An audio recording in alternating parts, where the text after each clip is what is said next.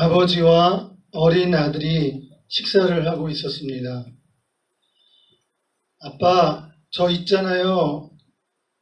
뭐야? 밥 먹을 때 얘기하는 건 아니랬잖아.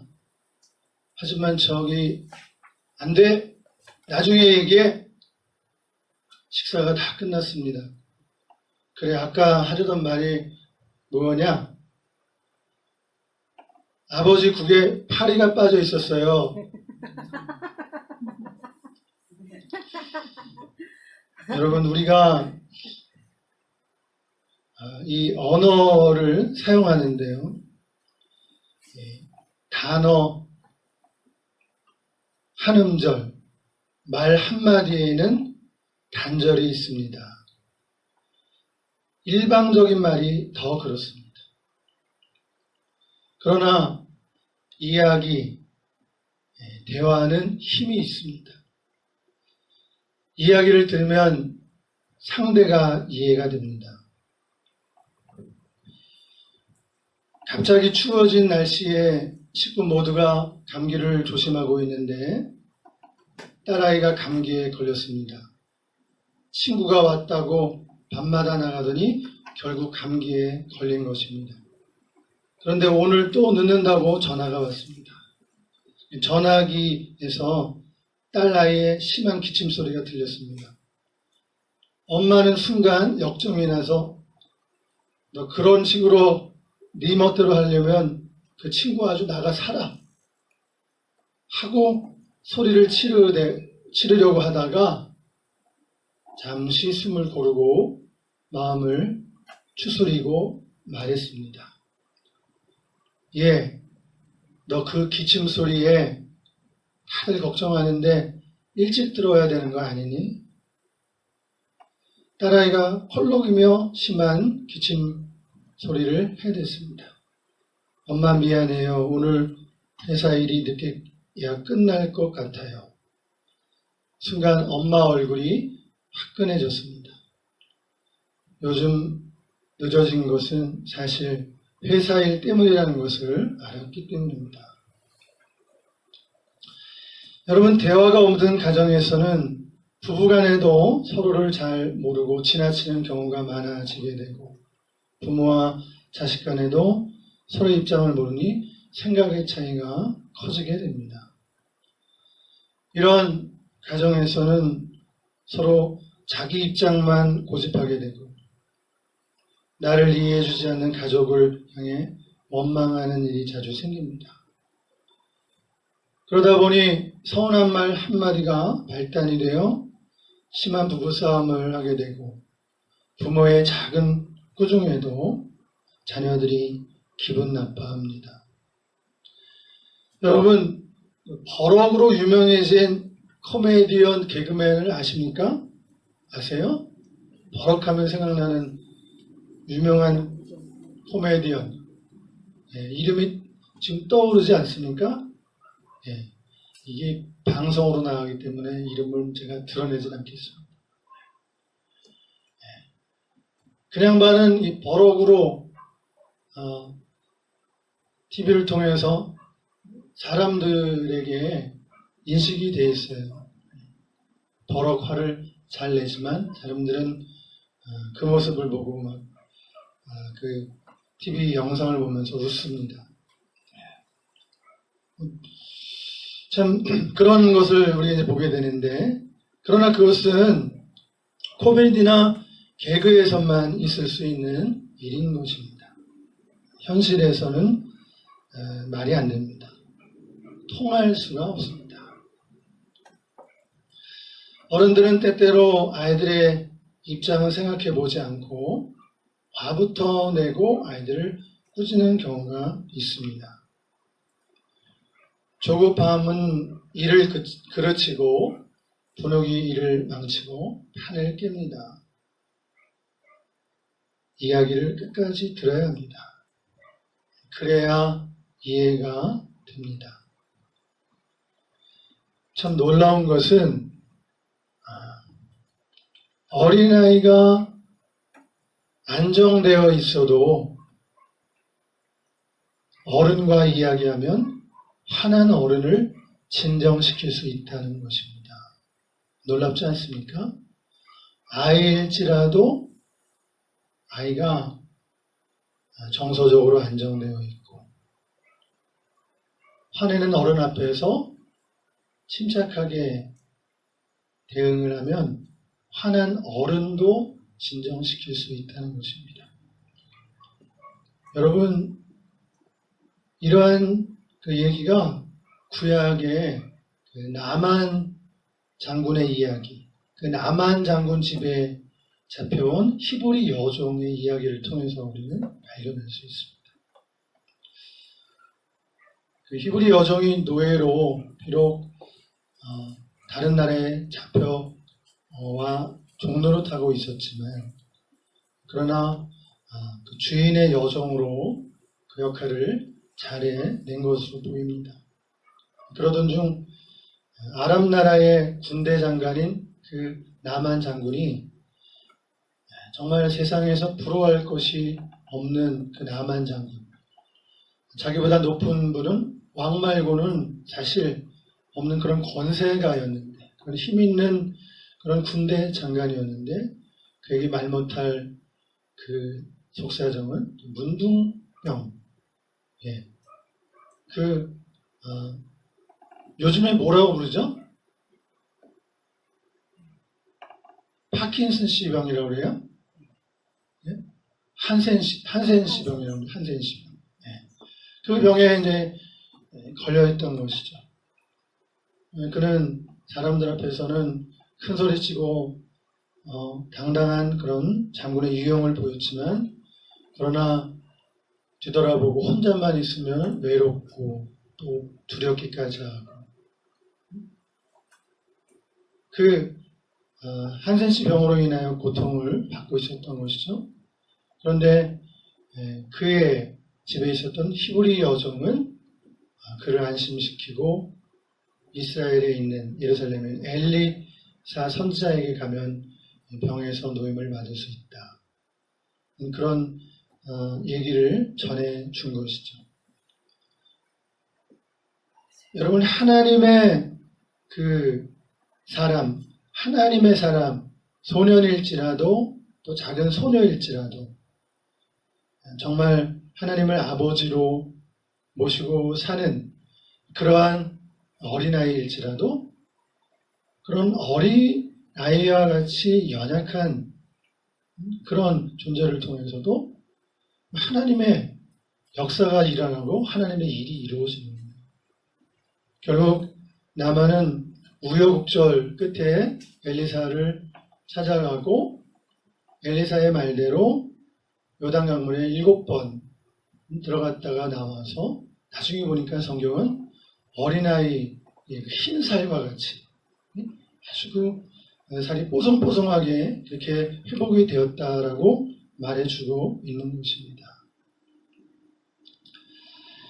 여러분, 성경을 보면 하나님이 태초에 천지를 창조하셨다라고 성경을 열면 우리가 그 첫 구절 창세기 1장 1절의 말씀을 우리가 보게 됩니다.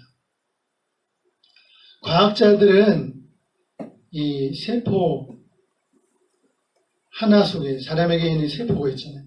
사람에게 있는 세포가 막 수조 개 엄청난 천문학적인 그런 개수의 세포를 가지고 있는데, 그런데 그 수조 개의 세포 중에 세포 하나 속에 수천 개의 생화 기계들이 들어있음을 발견했습니다.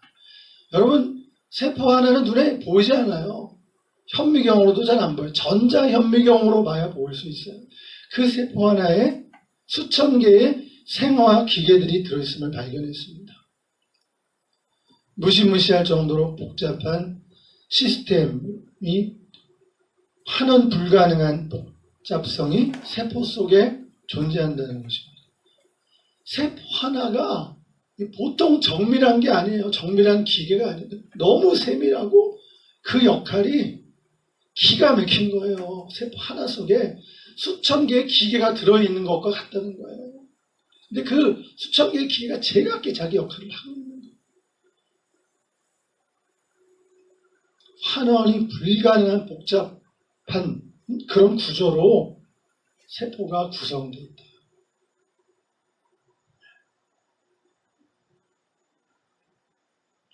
그거를 과학자들이 만듭니까? 과학이 발전해서 그걸 발견한 거예요. 우리 세포 하나가 기가 막힌 거예요. 살아났다가 기능을 나고 세포가 죽어가고 그러잖아요. 근데 그 세포, 살아있는 한 세포 속에 기능하는 이런 기능이 이렇게 놀랍다는 거예요. 우리가 세상을 바라보면서 또 자신을 돌아보면서 그렇게 보는 관점이 있습니다. 이 세상은 우연히 생겼다. 또 나도 우연히 만들어졌다. 그런 관점이 있어요. 그런데 세상은 하나님의 계획에 창조되었다. 나는 하나님의 선하신 창조물이다. 여러분 어떤 게 맞습니까? 물질에서 돌연히 우연히 생겼다고 한다면 내가 정말 귀한 존재인 줄 알겠습니까? 물질이 변형돼서 이런 살아있는 생명, 살아있는 세포가 돼서 그 세포가 발전이 돼서 내가 만들어졌다고 한다면 근원이 물질에서 우연히 생겼다라는 것인데 내가 귀한 존재인 줄 알겠습니까? 막 살아도 뭐 이상할 일이 있겠습니까? 그러나 하나님께서 날 신묘막측하게 창조하셨다는 것을 알면 얼마나 감동스럽고 하나님께서 날 이 세상의 유일한 존재로 나를 창조하셨다는 것을 알 때 인생을 막 살겠습니까? 야, 나를 신묘막측하게 창조하셨다. 얼마나 놀라운 일이겠어요. 그것을 깨달으면 인생을 잘 살아내려고 하지 않겠습니까? 그리고 얼마나 자기 자신을 귀하게 여기며 또 가꾸며 하나님을 성전 삼고 살아가지 않겠습니까? 여러분, 창조를 부인하는 것이 창조를 믿고 받아들이는 것보다 훨씬 어렵습니다. 이렇게 창조의 비밀이 곳곳에 증명이 되고 있음에도 불구하고 그렇지 않다라고 그것을 반증하는 일은 너무너무나 어려워요. 그래서 무신론자들도 이 세계를 보면서 세계가 질서가 있고 또 세계 설계를 인정한다고 합니다. 그런데 세상은 자연적으로 만들어졌다라고 계속 우기며 말하는 거예요. 하나님의 창조를 인정하지 않습니다. 고집을 부리는 것입니다. 집이 지어졌을 때 누군가 이 집을 지었다라고 보는 것과 저절로 우연히 집이 생겨났다고 보는 것, 여러분 좀 웃기지 않습니까? 집은 누군가가 설계하고 지은 것입니다. 그런데 우주의 설계자, 세상의 창조자를 믿지 않는 것은 이상한 일인 것입니다. 과학자들은 이 세포 하나하나에 수천 개의 생화학 기계들이 들어있음을 발견하였습니다. 무시무시할 정도로 복잡한 시스템인 환원 불가능한 복잡성이 세포 속에 존재한다고 말합니다.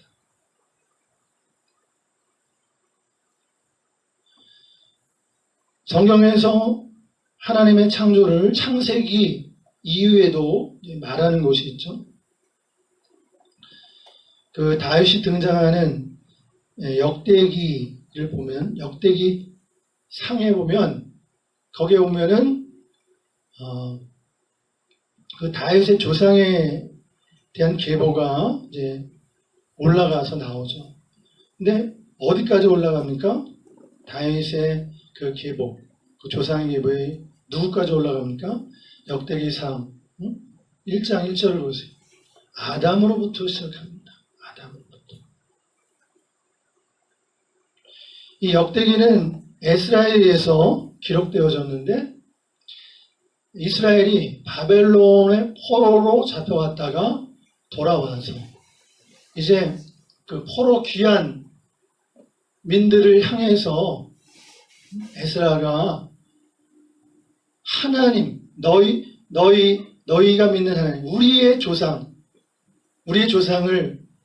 지으시고 창조하신 그 창조주 하나님을 포로민들에게 다시 가르치는 거예요. 그러니까 지금 이스라엘이 바벨론의 포로가 돼 70년 동안 고생하며 살았는데, 그리고 귀환하게 됐는데, 사실 그 70년 동안에 포로로 산 것은 우리가 하나님을 떠나서 그런 것이다. 조상의 하나님을 우리가 잊어서 그렇게 된 것이다. 우상 숭배를 하고 하나님의 말씀에서 계명에서 떠났기 때문에 그런 것이다. 그것을 포로 귀환한 백성들에게 알려주는 거예요.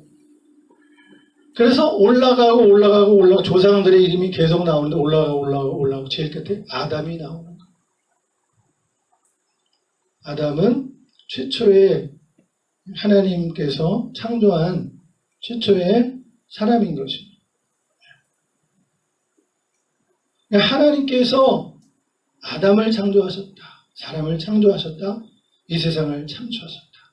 너희들이 믿는 하나님이 바로 그 창조주 하나님이다. 그 이스라엘을 애굽에서 노예 생활에서 자유케 하시고 가나안 땅으로 인도하신 자유인으로 삼아주신 그분이 하나님, 창조주 하나님이다. 그것을 그 귀향한 포로민들을 향해서 가르치는 거예요. 민족의 정체성, 너희들은 하나님이 택하신 백성이다. 하나님이 너희들을 창조하셨다. 그러므로 하나님께로 돌아가자. 우리가 실패하고 우리가 나라를 잃고 노예로 살게 된 것은 하나님을 떠났기 때문이다. 하나님의 계명으로부터 멀어졌기 때문입니다. 우상을 숭배하고 우상을 마치 우리가 하나님처럼 여겼기 때문이다. 보이는 것에만 우리가 치심하고 보이지 않는 하나님, 천지를 창조하신 그 하나님을 우리가 잃었기 때문이다. 그것을 말하고자 하는 것입니다. 여러분, 성경의 이 창조 이야기는 창세기 1장에서 3장에 자세하게 나와 있습니다. 이 하나님의 창조 이야기를 통해서 사람들은 선악과만 말하고 죄와 타락만을 말합니다. 사실 제가 그랬습니다. 창세기 3장까지 보면서 늘 선악과와 죄와 타락만을 강조했습니다. 여러분, 그러나 실제로 에덴 동산에 선악과가 동산 중앙에 있었다고 했잖아요. 그 선악과가 아주 큰 나무로 보였거나 그 선악과가 유독 좀 유독스러운 어떤 그런 나무의 모양을 그렇게 보였을까요? 여러분, 에덴 동산에 있던 수많은 그런 과일 나무 중에 선악과는 하나에 불과했었습니다. 수많은 그런 유실수들 과일을 보고 다 따먹을 수 있었어요. 꽃과 나비가 있었고 풀들이 있었고 다 누릴 수 있었어요. 그 수많은 그 자연왕 하나님이 창조하신 그 창조 세계를 최초의 인류는 마음껏 누릴 수 있었어요. 선악과는 그 과일나무 중에 하나에 불과했었습니다. 다 누리고 그 하나만 신경 쓰고 조심하면 되었던 것이죠. 그것은 창조자를 알라고 하는 하나의 구분하는 나무였어요. 하나님이 세상을 창조하셨다. 그거는 사람들이 알고 있어야 되잖아요. 다른 것은 다 축복으로 오고 다 누릴 수 있었는데 선악과는 하나님께서 세상을 창조하셨어요. 그거 하나만 먹지 말라고 하나님께서 하신 거예요. 그것을 통해서 하나님, 이 창조주의인 것과 우리가 하나님이 지은 피조물이라는 것이 구분이 되는 거예요.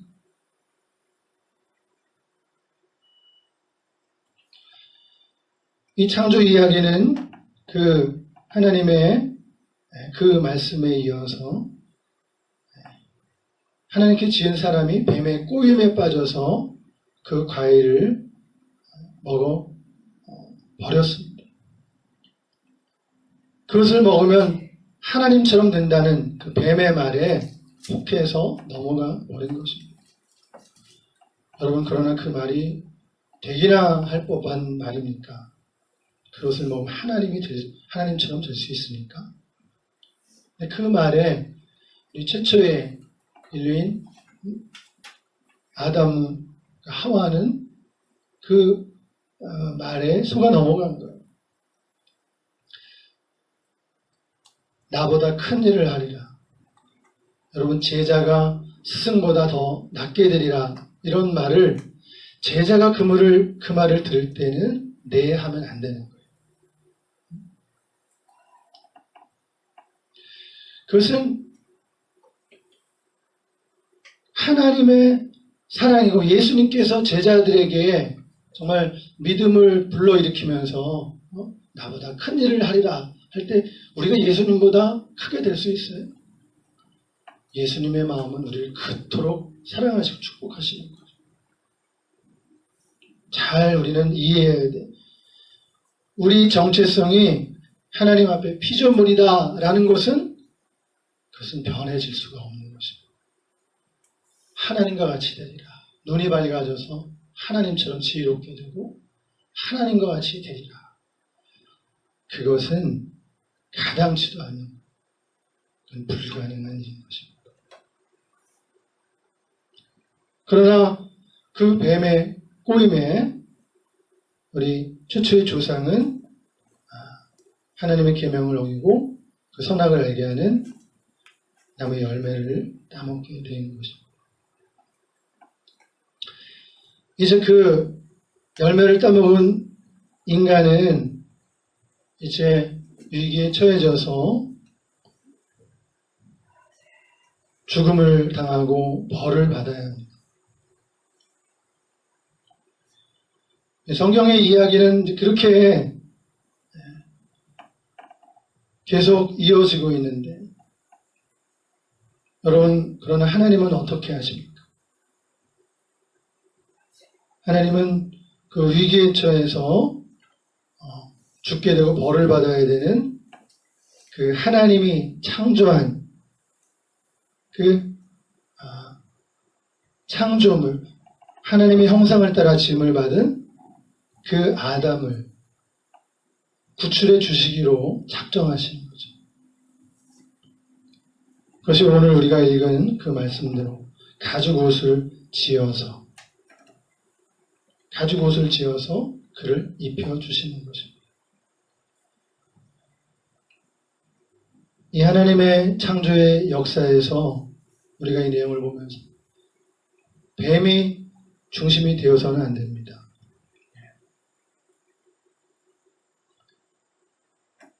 마귀의 이야기가 이 창조 이야기의 중심이 아닙니다. 하와도 아담도 이 창조 이야기의 중심이 아닙니다. 이 창조의 이야기 속에는 하나님의 사랑이 또 하나님 아버지의 용서와 구원이 이 창조 이야기의 핵심이고 주제가 되는 것입니다.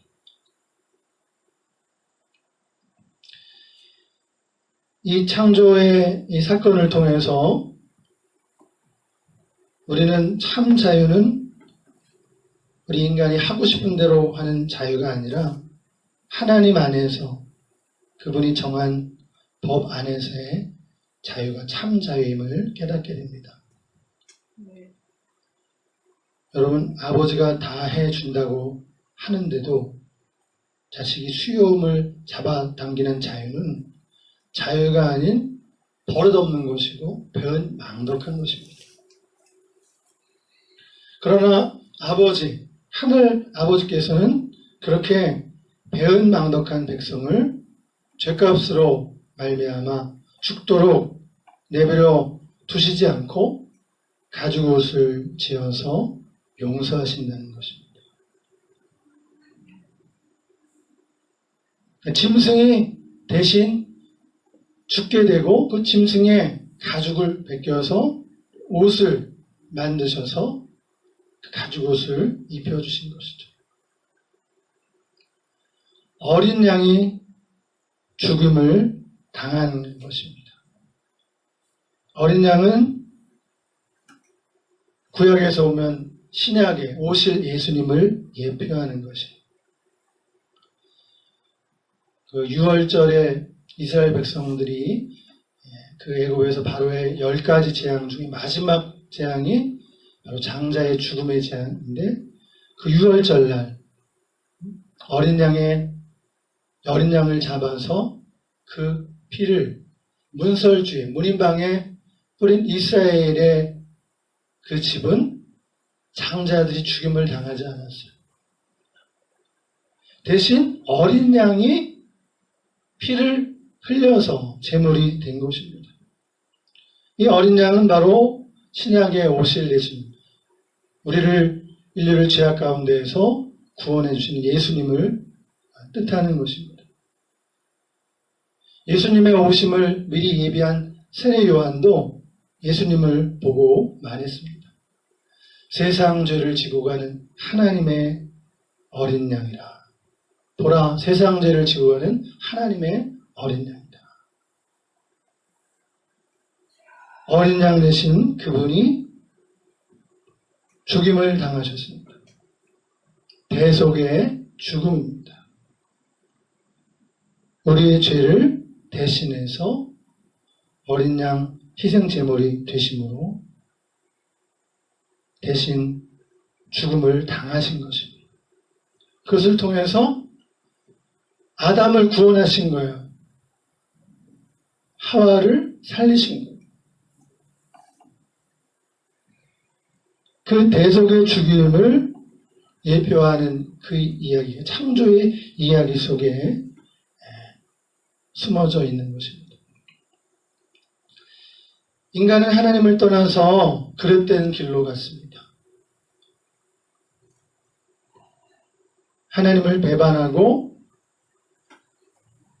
자기의 길로, 임의의 길로 그는 잘못된 길로, 배도의 길로 갔습니다.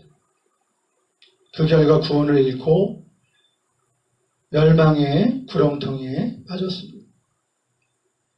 그러나 하나님께서는 그 속에서도 하나님의 백성이 하나님을 떠나고 배반하고 그런 자리에 있을 때에도 하나님은 실망치 않으시고 의연히 하나님 그분의 계획을 이루어 가십니다. 타락한 그 인류를 사랑으로서 구원의 일을 이루어 가시는 것입니다.